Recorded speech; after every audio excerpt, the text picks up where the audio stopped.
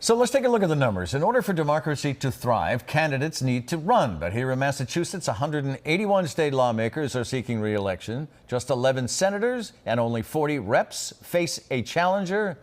Rob, why isn't it 100% facing a challenger? Well, it's sad. It's not only is it not 100%, it's less than a third. Now, that's always been the case. We're a one-party state in the legislature, pretty much, unfortunately, and Republican candidates get disheartened. They don't think they can win, so they don't run. Also, 55% of the state are now unenrolled.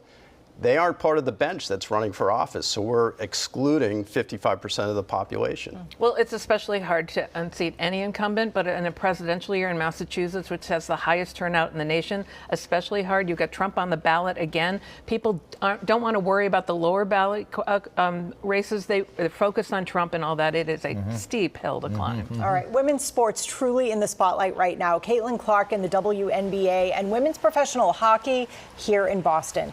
Our local team fell to Minnesota last week in the inaugural Walter Cup. Governor Healy, part of a sold-out crowd at the Tsongas Center.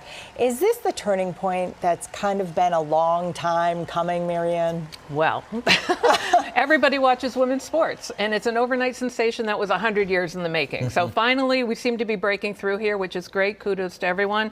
Sad that Boston fell, but BC women's lacrosse team D1 national championships again for the second time in 3 years. Yep. Last point in this, when you invest in women's sports with the money, resources, and everything else, then they're treated fairly and equally. That is still not the case in this country, like so many other issues regarding women. Women are going to overtake men's sports soon, and now's the time to invest. Yeah, don't declare victory yet. We need a lot more investment.